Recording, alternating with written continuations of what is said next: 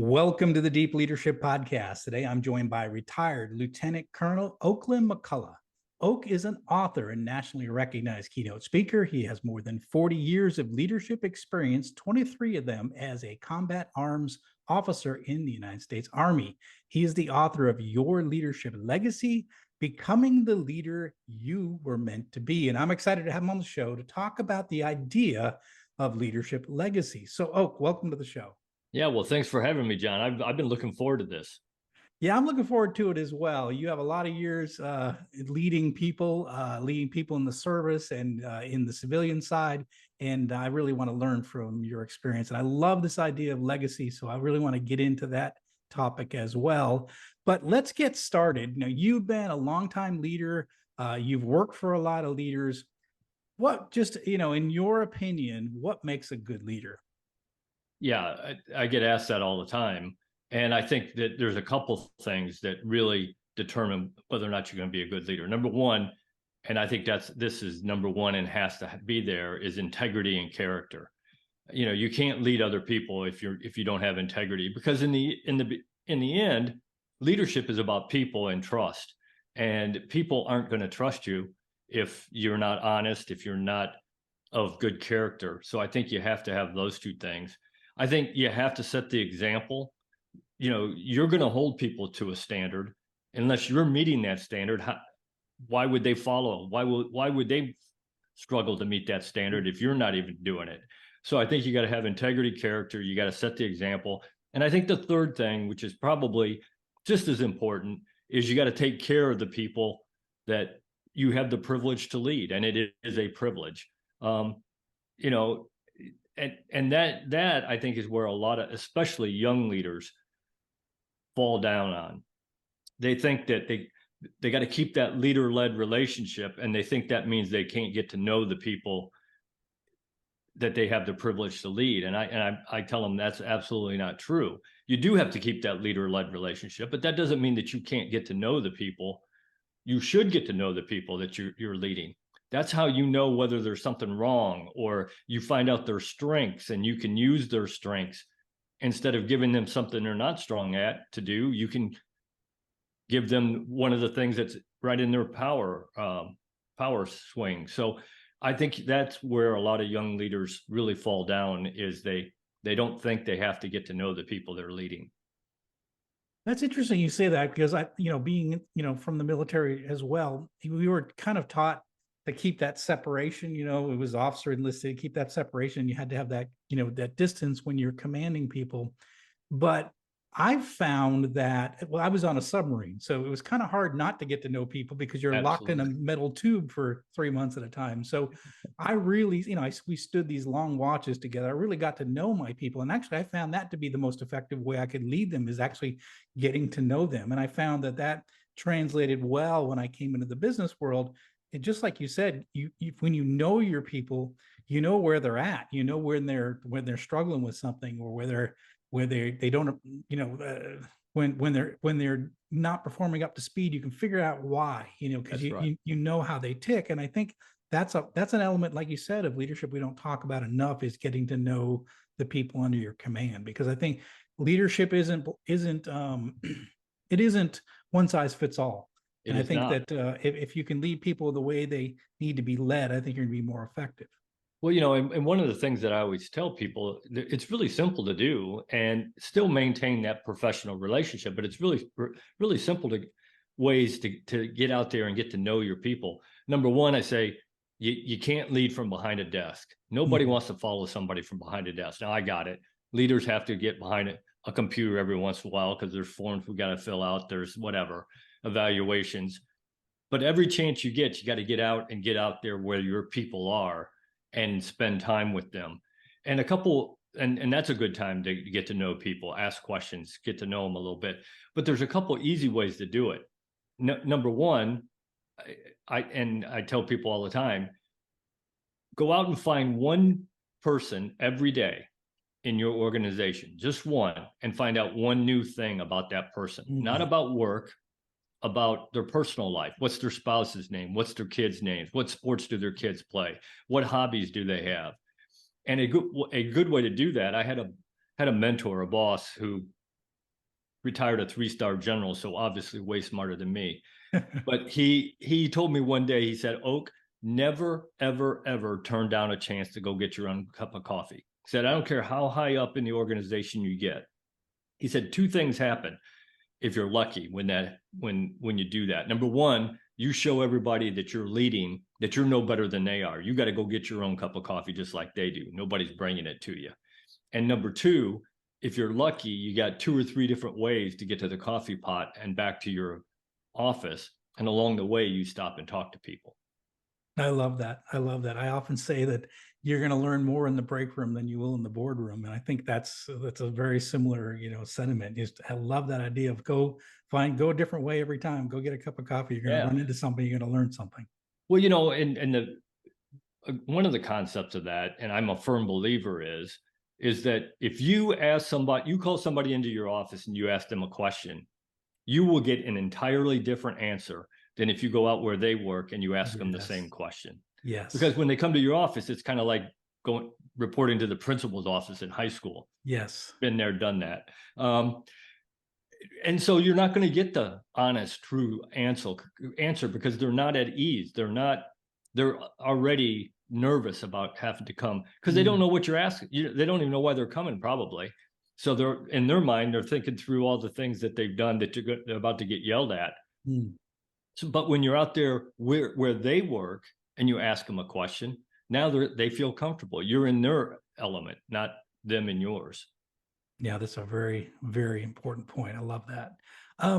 So why, just in your opinion, why is leadership important? I mean, we could just put together teams. A lot of times I felt like a lot of teams I had working for me could run without me. They were hard charger. They were experienced. They knew what to do. And so, why do we even need a leader? Sometimes your senior enlisted, could run your department, really well. You didn't even need to be there as an officer. But so what's the purpose of leadership? Why do we need leadership? Yeah, well, I would argue that even if you're not there, if we took you out of the equation, somebody's going to step up and lead. There's always a leader. And I get asked all the time, are leaders made or are they born? And I say, well, it's a combination. And if you don't believe me, go out to any soccer field this weekend and watch 5-year-old to 10-year-old kids play. I promise you they're following somebody on that field. Nobody taught that young man or young lady how to be a leader at 10 years old, but they have some leadership ability and people are following them. So I think some of it is born. There are people who are born with some leadership skills, but you can teach anybody how to be a leader if they really want to be a leader and they're willing to put the effort and time in to do it.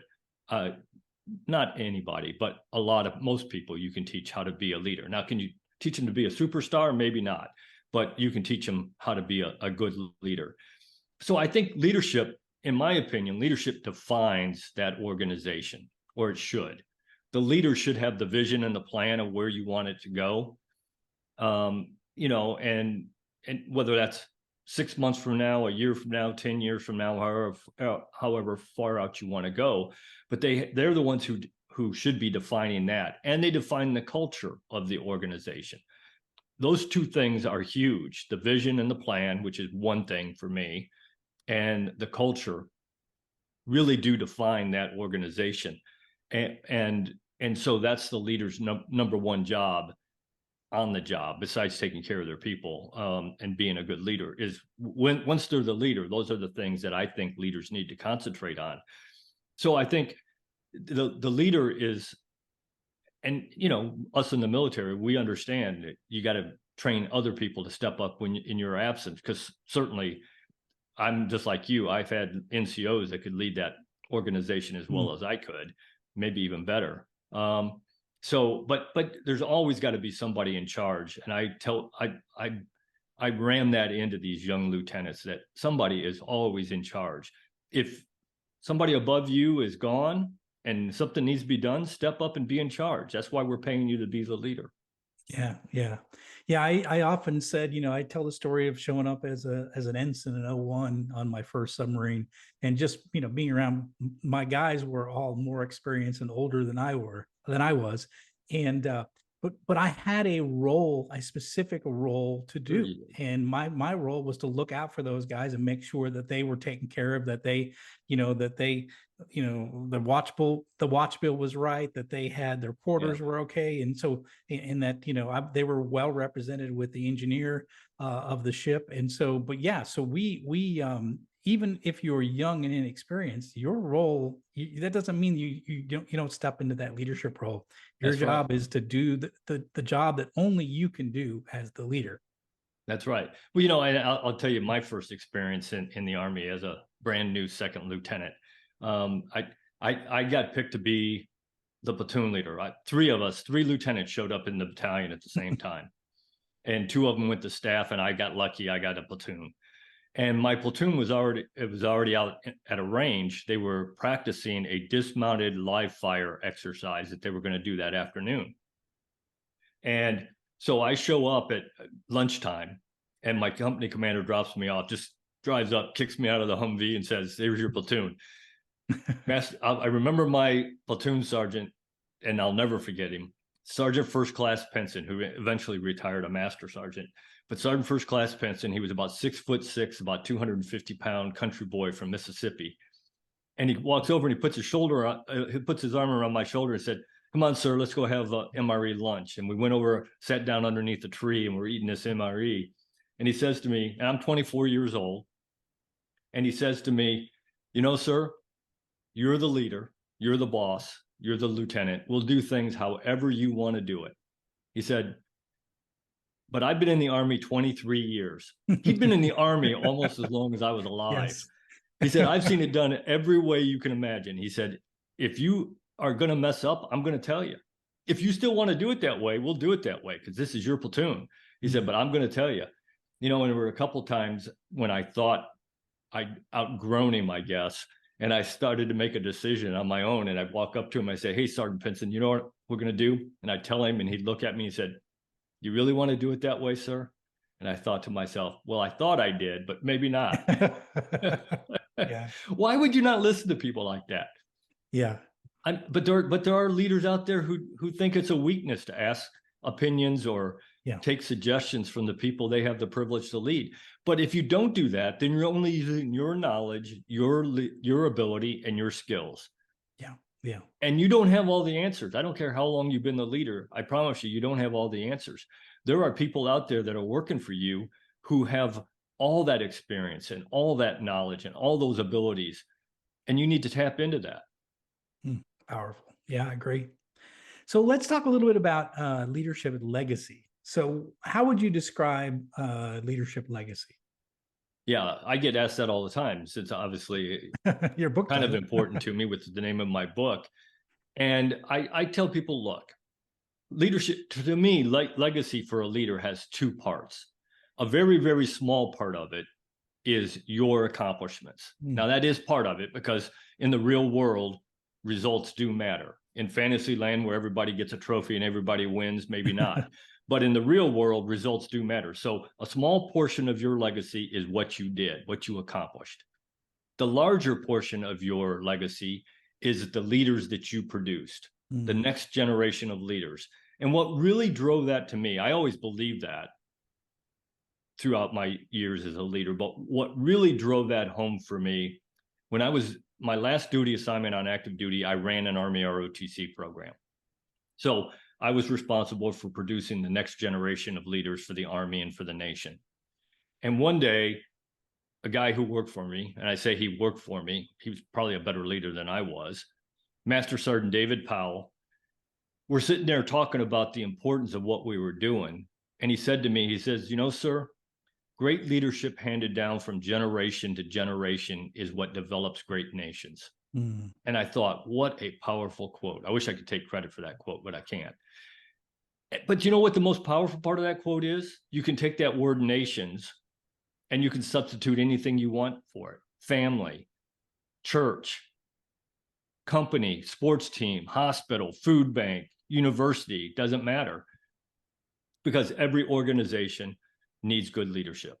And it really is our responsibility as the leaders of today to produce that next generation of leaders. So your legacy as a leader is not only that next generation that you produce, but then that generation that they produce after them, and then after them, because that is that generation, that leadership handed down from generation to generation.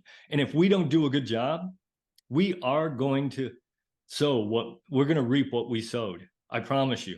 So if we don't do a good job producing that next generation of leaders, we're in trouble. Yeah, I agree. Absolutely. So your book is called Your Leadership Legacy: Becoming the Leader You Were Meant to Be. So tell us a little bit about the inspiration for the book, why you wrote it, and who you wrote it for. Yeah. So I always wanted to write that book. For many, many years, I've wanted to write it. And I retired from the Army in 2009, ran a food bank for a couple of years, and now I'm a Department of the Army civilian until 1 October when I retire from this job. Not that I'm counting the days or anything. And I always wanted to write that book. And so February 15th, 2020, my wife and I and her mom and two people who live in the condo with us here, we went to a motivational / how to revitalize the Catholic Church seminar, I guess you would call it, at our Catholic church. And it was a 3-hour long event. And the guy who was the keynote speaker, he didn't speak all 3 hours. He spoke for like 40 minutes. And then we took a 20-minute break, whatever, and did other stuff. And then he'd come back and he'd talk for another 20, 30, 40 minutes. And then he finished it up with his last session.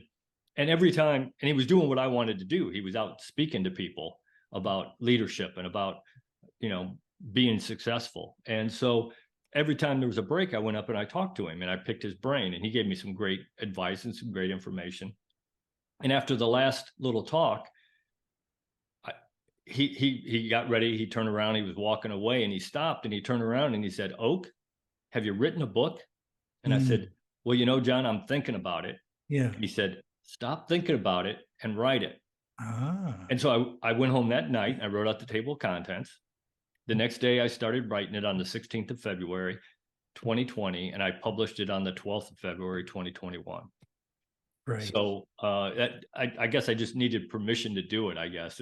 But then the second part of the question, who did I write it for? And I always thought I was writing it for young, aspiring leaders, people who were wanting to be a leader, or brand new leaders like the lieutenants and ensigns in the Army and the Navy, and brand new people taking over in a corporation at the very junior level. And I think I did that. And a lot of the feedback I get tells me that I did a good job with that. But I've also had a lot of seasoned leaders. I had a 2-star Marine Corps general who read my book. Never met him before. Somehow he heard about it and he read my book, and he contacted me on LinkedIn and he said, "Oak, I've been a leader now for 50 years. I didn't learn a whole lot of new things from your book." He said, "I did learn a few new techniques on how to do some things." He said, "But this is what I took out of your book. As I was reading along, I thought to myself, I'd come across something, I'd say to myself, I used to do that really well, but I don't do that so well anymore. Maybe I need to get back and dedicate some time to doing that better." Because I don't care how long you've been a leader, you can always do better at something. And sometimes we just need that little nudge to get us back to doing things that help make us be successful, that maybe we just forgot about, or we just forgot that it was something that was important because we so overcome with other things that are going on. But I think that really made me feel good to know that not just young men and women could get something out of this book, but seasoned leaders, people who had even more experience leading than I did, took some things out of it. Wow, that's good. That's powerful. And I agree with you. I think it's a lifelong journey, leadership is. And I think you're right. We have seasons in our careers where we're doing something right, we're doing really the good things right, or maybe sometimes we get complacent, hey, I've been doing this for 30 years, I know what I'm doing, right? Yeah. But you forget that your success in your early years there was something you were doing that was different. And I think you're right. And that's why I think that leaders should be continuously learning, continuously reading, continuously being exposed to podcasts like this, so that they can be reminded of things that maybe that they've left out of their current leadership role, their current leadership, where they're at in their journey. So absolutely, that's very powerful. for sure. Yeah, and I think lots of times it's just simple things. I mean, Mhm. really simple, because that's what makes you successful, are the simple things. Look, I tell people the things that it takes to be a good leader are not hard.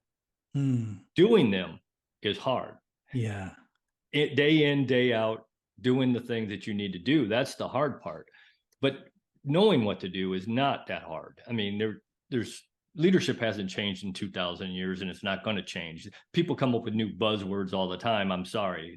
The principles of leadership are the same, and they're not Mm. going to change. So I think that that's the piece that we got to remember, is it's usually the little things that we did that made us successful, and we got to remember to keep doing those little things. Like that. So you say most of your life you've been a servant leader. So I was going to give you a chance to say, tell us a little bit about what is servant leadership and how does that style of leadership impact followers?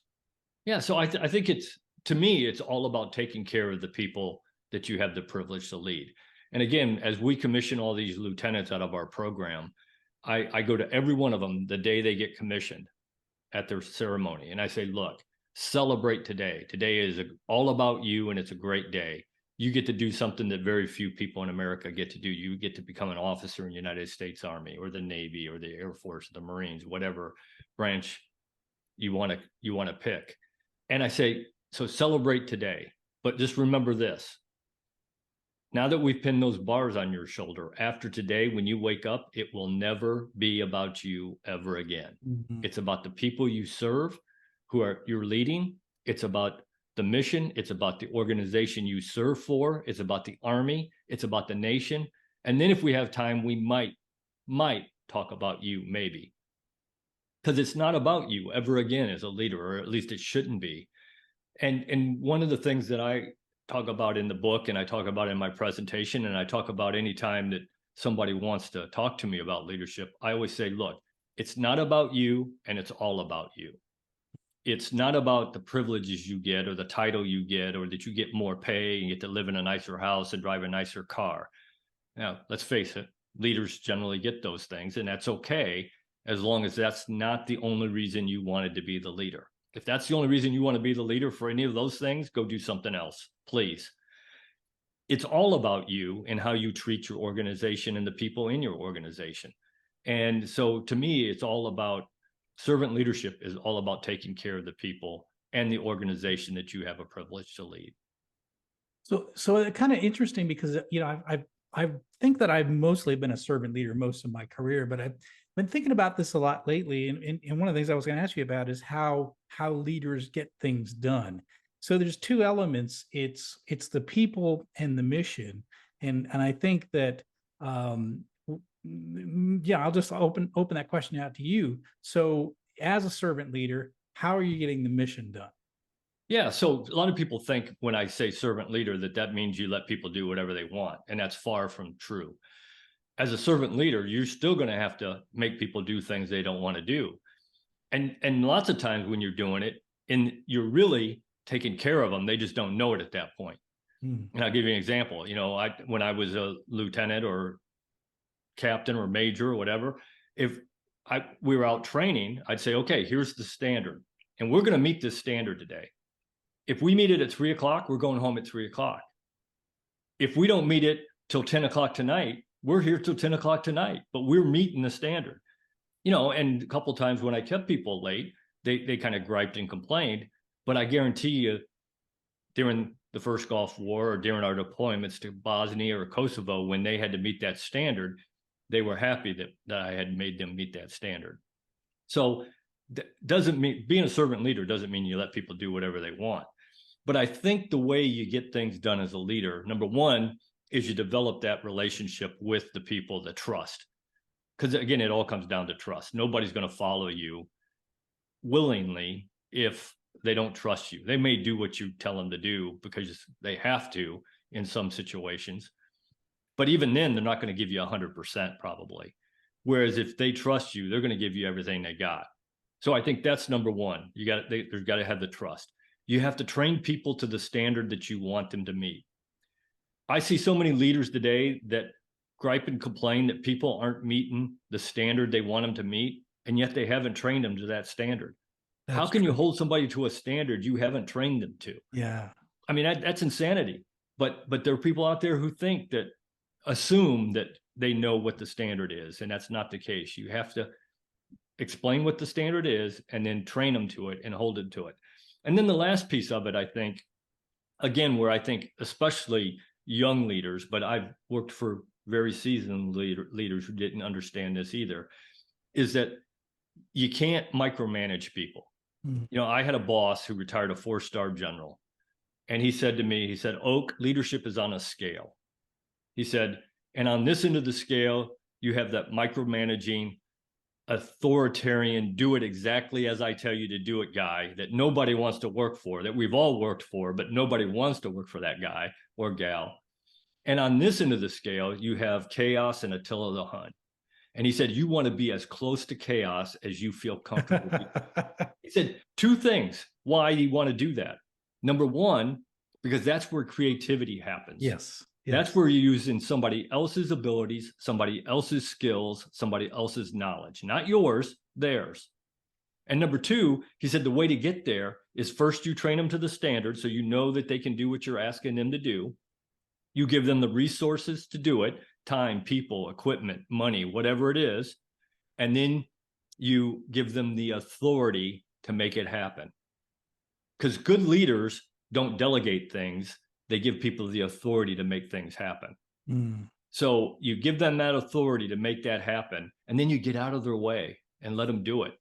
You've trained them to the standard. Tell them what you want. Tell them what their left and right limits are, and then get out of their way and let them do it. You'd be absolutely shocked at what happens. Will they do it the way you wanted it done? Or would they do it the way you would have done it? Probably not. But who cares? As long as they gave you what you wanted and they stayed within the left and right limits, who cares how they did it? Yeah, I love it. I love it when you're surprised by creativity. That to me is one of the things I get most excited about in leadership, when somebody does something that I didn't tell them to do it that way, but they found a way to do it that I never would have came up with, and it works. And I get so excited when that happens, because you, like you said, you've given them the authority, you've given them, so you give them the guardrails, right? You give them the goal, you give them the guardrails, and then you sort of get out of the way and let them bring their experience, their knowledge, their creativity, to the table. And you'll often be, pleasantly surprised with the creativity. When you said creativity, I lit up, because I'm like, that's exactly what you get out of it, is you get creativity. Now, that doesn't mean you wash your hands of it. Mm-hmm. If you're still there and you check up every once in a while, make sure they're on track and they're doing the things that, kind of get on the right path to get where you want it to be. And you're there to answer questions, because they may have questions. Right. And they may run into problems that they can't solve, even with the authority you gave them. Maybe it's not something that's above their pay grade or whatever, and you need to get involved, because in the end, you're still the leader.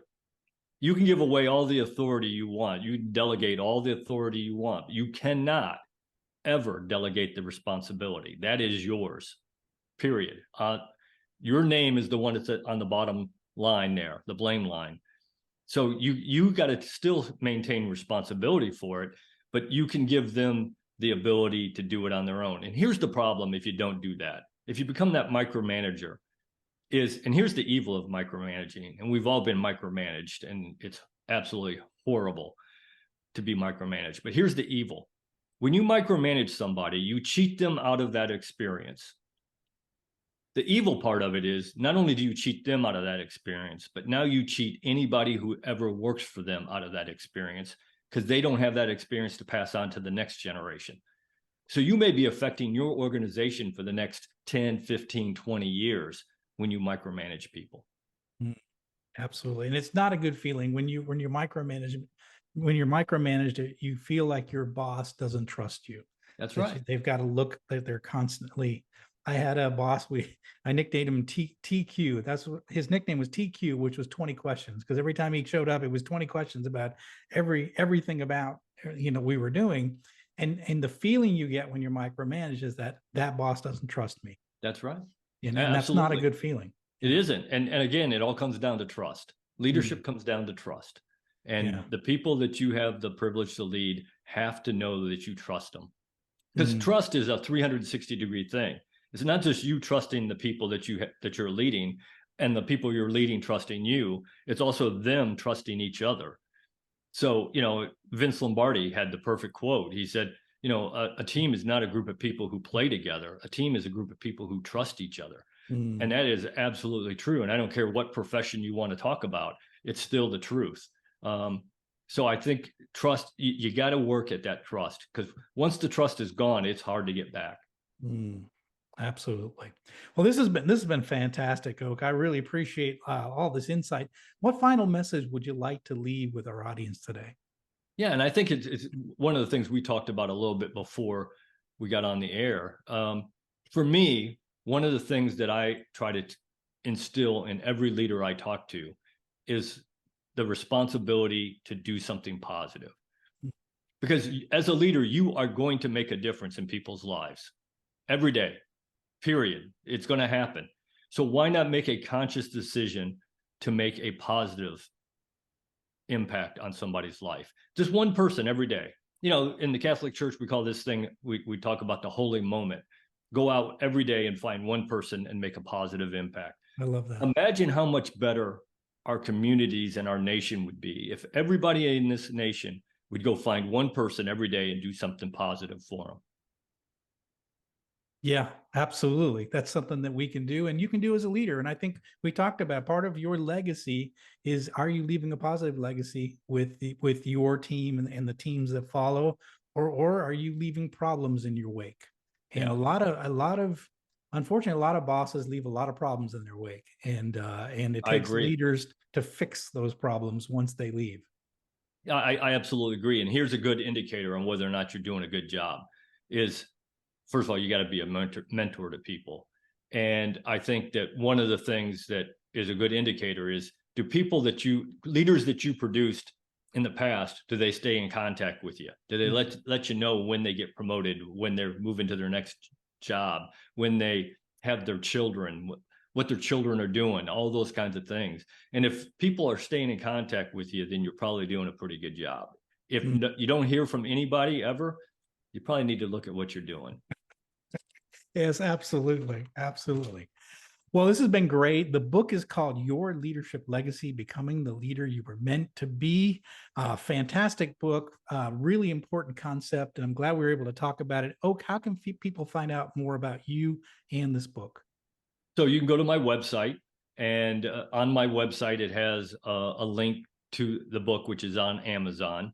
And it also has my cell phone number, my email address, if you want to get in contact with me, just to ask questions or get to know each other a little bit better. I try never to turn down a chance to network with somebody new, because I can always learn from anybody. And maybe I can teach somebody something as well. And if you want to have me come speak at your organization, a conference or your company, I'm happy to do that as well. I'm also on all the social media, and there's buttons there that you can link up with me on all the social media. And the one I really use, and the one we connected with on, was LinkedIn. That's the main social media that I use. Fantastic. We'll go ahead and put links in the show notes for Oak's resources, his website, and how you can get the book. Again, I think this is a really important book. And I think what you said, Oak, which is really important, this is a book that can help new leaders, but also it can be helpful for, if you've been in the game a long time, it's going to help remind you of those things that you need to be doing on a daily basis if you want to be a positive leader, leaving a positive legacy. So, Oak, I really appreciate you coming on the show and sharing this book and your experiences over the years. Yeah, well, I appreciate you having me on the show, John. I love coming on shows like this where it's just conversational. Yeah, absolutely. This was great. And again, it's a topic we haven't covered. And leaders, are you thinking about legacy? And even if you don't read the book, and I encourage you to do read the book, but take away from this episode, what are you doing to leave a positive legacy with your team, with your organization? What are you doing today to do that? Oak, I appreciate you coming on the show. Thanks, John. Thank you. Well, that's it for today. Thank you for listening to Deep Leadership. If you like this podcast, please subscribe and share so we can continue to build a world with better bosses. Until next time, this is John Rennie saying take care and lead well.